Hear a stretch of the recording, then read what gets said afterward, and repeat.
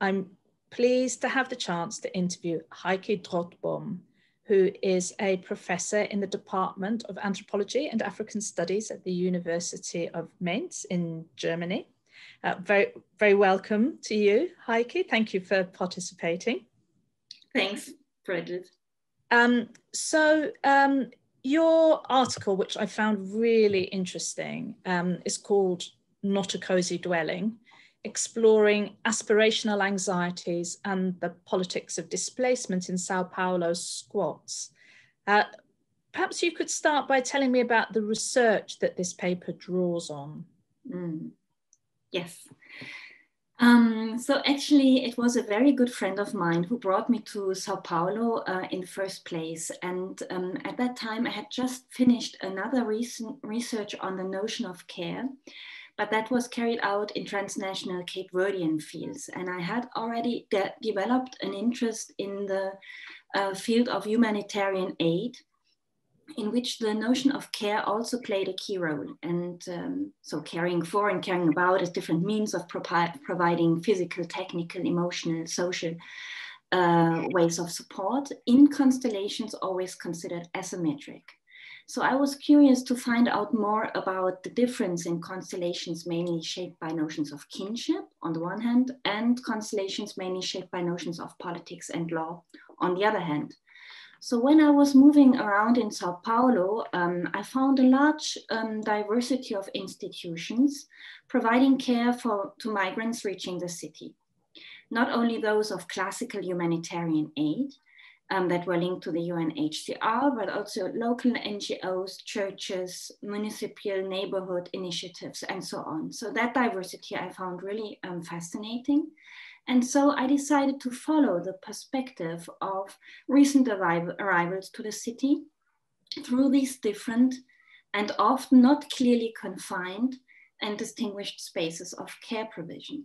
And then I realized that the Brazilian squatter movement can be seen from the perspectives of those who reached the city recently as being part of that landscape of care, as it hosts and integrates mobile populations, different kinds of mobile populations, into their everyday political struggle. And that was, so to say, what I came from and what I reached when I was in Sao Paulo.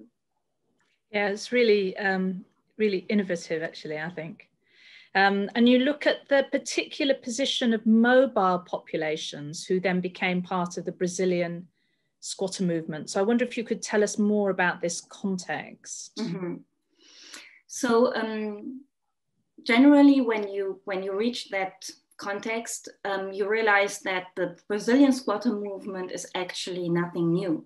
Alongside the practice of occupying empty urban land, mainly in the peripheries, the occupation of abandoned buildings in central locations of the city constitutes a form of radical protest of urban housing movements that began already in the 1990s. So by invading and occupying these spaces, squatters claim their right to the city and struggle for access to decent housing and public services. Actually, they connect to the Brazilian Constitution from 1988. So that is actually also something that is really well researched already. Or I would have found it difficult to connect to that. But what I found particularly interesting is that the position and the relevance of mobile populations such as refugees, migrants, but also Brazilians who originally came from Brazil's other regions gains more relevance in these movements. The inhabitants of squats have actually always been diverse, and we can say that foreigners or migrants, and also those coming from Brazil's northeast, for instance, as internal migrants, labor migrants, they have always been part of these housing movements, but they were not made as explicit as it is today. My impression is that the value ascribed to cultural diversity is new, and that migrants and refugees are understood as a new type of pressure group within these movements. Yes, so the populations you describe, or the people you describe, then come from these very diverse backgrounds. So how is it given this diversity, that they find common ground, or do they indeed find common ground? Yes, actually, that was the thing I was struggling with in that article. That diversity and also the different types of experiences relating to the notion of displacement, that was something that made me work. So what I did in that paper is that I concentrate on 3 different types of squatters who all live together in one particular large and very well-known occupied building in the center of Sao Paulo. So first there were people like Isabel and Xinho, who understand themselves as Brazilian activists, who are strongly identified with the movement, who are part of the act of invasion of that building, and they understand squatting mainly as a political act and not so much as a form of living. And then there were people like Lucine and Angela, 2 Congolese female refugees who fled their country of origin when they felt that their own and their children's lives were not safe anymore. And when they reached the city of Sao Paulo, they first stayed at a Catholic shelter for almost 3 months. And when they were asked to move out, they got in touch with the squatter scene through some contact person. And then they had to present their needs and biographical trajectory in front of an assembly. And then they were able to move in. And the third type, so to say, I concentrate on is an older man called Zé Roberto, who called himself Zé Roberto for the sake of that article, of my work, and who grew up in the Brazilian northeastern state of Maranhão, and who came to Sao Paulo for finding work and some distance from family disputes already some years ago. And I consider Zé Roberto's position particularly interesting, as he can certainly be called a newcomer, even a migrant, and that's also the notion that is ascribed to him in Brazil, for instance, in statistics, which I found really interesting. But he's of course also a Brazilian citizen, and hence is automatically assumed to be part of the wider project of the Brazilian nation. In his case, the notion of displacement can refer to his involuntary departure from the Northeast, but also can refer to more recent experiences of unemployment, which complicated his lives. So these different trajectories and experiences of displacement, which contrast really much, I found really very interesting. And I sense that these differences played into their everyday encounters in the squat's everyday life, when different aims, expectations, and values and future orientations especially had to be aligned somehow. Yeah, I thought that was really interesting. It actually, now you're describing it, it reminded me of some a PhD I've just been examining, which is looking at the situation in Calais in squats. And actually there is some really interesting parallels between activists who really see this as a political, and who are also kind of concerned to build political community, and so-called migrants or asylum seekers who also want to pass through. They don't want to build a community. It seemed to me very often, actually, they're not here to build community. They're here because, or they're there in Calais because they want to get to the UK, not because they want to become politically active. Maybe not, they don't want to be politically active at all. They certainly don't want to be politically active in Calais unless they get stuck there. So I thought that was really interesting. I think also partly perhaps because it's around housing and aspiration and kind of attitudes to the future. So I thought this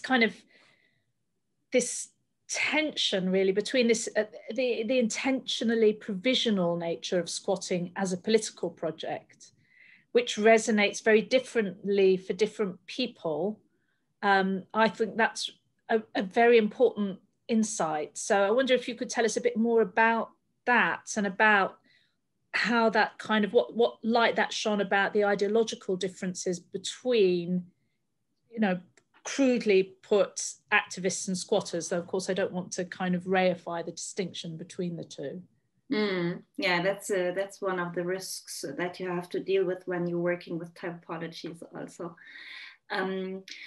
When I thought about how can I explain the differences, actually the notion also became a good tool to work on, because interestingly, this notion, displacement in Brazilian Portuguese, deslocamento, which binds that special issue also together. This is also a key term employed within the squatter movement. So it is both an analytic term, but also an emic term. And it struck me particularly that some of the Brazilian activists made use of that term in an almost ideological, certainly very value-laden way. For instance, in a meeting that I took part of, they repeatedly say, "We are all displaced." In fact, they try to build common grounds by saying that these urban landscapes of poverty, the loss of territory, the experience of marginalization, that constituted a shared experience, something that eventually erased the difference between different types of suffering, need, and future orientation. And it was certainly an attempt to build some ground where they could align and unite their forces, so to say. It was understood or meant as a call or plea for solidarity. But on the other hand, it must have sounded strange for other squatters, like the two refugee women, to whom the notion of displacement constitutes a legal bridge towards a bureaucratized assessment of their particular experiences and needs. So actually the notion of difference played another role in their future orientation, something that they need to build on somehow. So they employ terms like personne déplacée or solicitantes, which is the Portuguese term for asylum claimants, and relate this mode of relate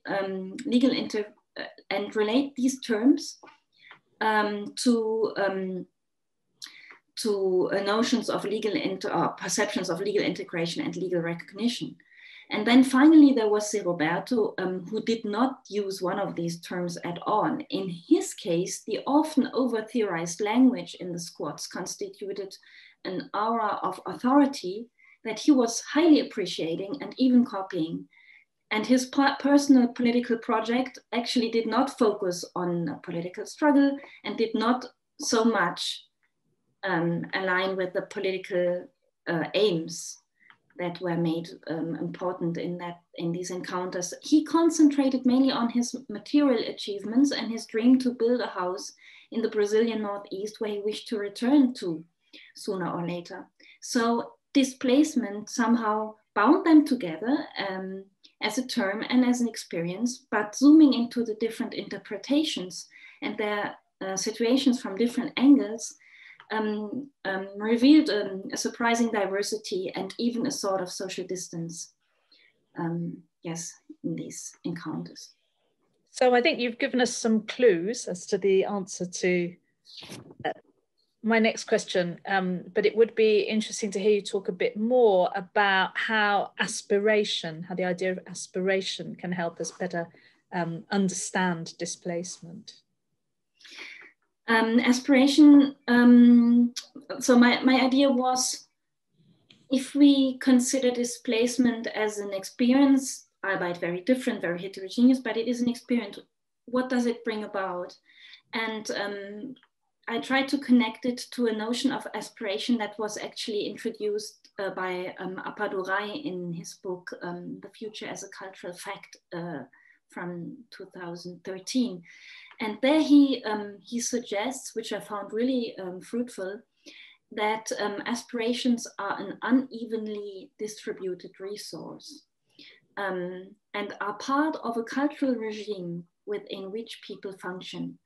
So Appadurai believes in the particular potential of new social movements, so that's why it is easily connected to my field of study, to create a shared political horizon that can strengthen the capacity for aspiration as a collective mode of moving onwards towards a better mode of life. So in contrast to Appadurai, I employ a more power critical approach and focus on the aspirational horizons that are negotiated in these transformative but still asymmetric housing projects. So for instance, the Brazilian activists, they currently fear that the possible loss of earlier democratic, the loss of earlier democratic achievements, their very specific past experiences make a certain anxiety understandable, including the contention that social justice, something that they have been struggling for in the 1990s, or only recently actually, this can only be approached through solidarity and political mobilization. So we have to take into account the particular moment in time. When I was doing that research, Bolsonaro was not yet elected, but the anxiety that the future is something precarious, something that we need to protect, that we need to fight for, that was already there. So if we shift again to the perspective of refugees, it was rather their future perspective was rather driven by their loss of political and legal incorporation as citizens of a nation.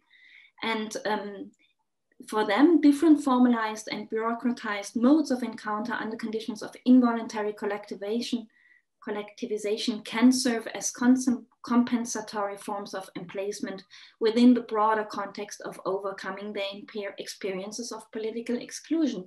So as far as I understood, for the refugees, the capacity to move onwards, but not at all in a physical, not first of all in a physical sense, but mainly understood as a legal process, which provides more security, more stability, and more stability, especially towards a future which is feasible, which is creatable. And that was something that was important for them in their future orientation. And in the third case, this Brazilian old man, he, so to say, moved beyond the normative but also legalistic connotation, acknowledging very existential dimensions. That is, when humans experience dispossession in a profoundly or in a deeply disturbing way, when their work, their material achievements, their social relations prove unreliable and unsustainable, their foundations as social beings are erased.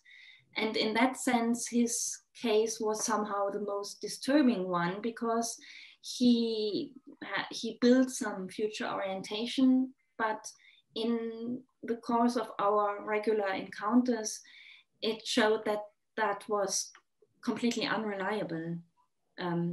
It was a myth, so to say. So my observations made clear that all these actors involved struggled to collaborate effectively and support each other, but they remained part of a fragmented, polarized social system, and their experiences of the future, or their perceptions of the future, disintegrated. And maybe a final sentence only.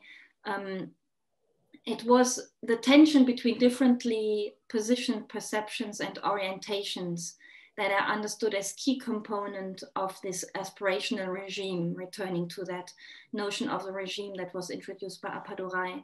So the capacity to aspire and to refer to the transformative potential of displacement does not just happen.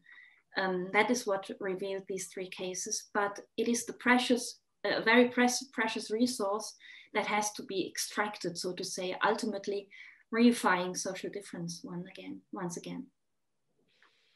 So I don't know, do you, you might well not have an answer to this question, but what, do you know anything about what's happening now to the people that you talk about in the article? Well, if you take such a momentum living together, you have the feeling that everything disintegrates, but de facto, they all continue their urban dwelling in different sorts of ways. So the squatters have moved to another squat. And I am in touch with the Congolese women who are still in Sao Paulo.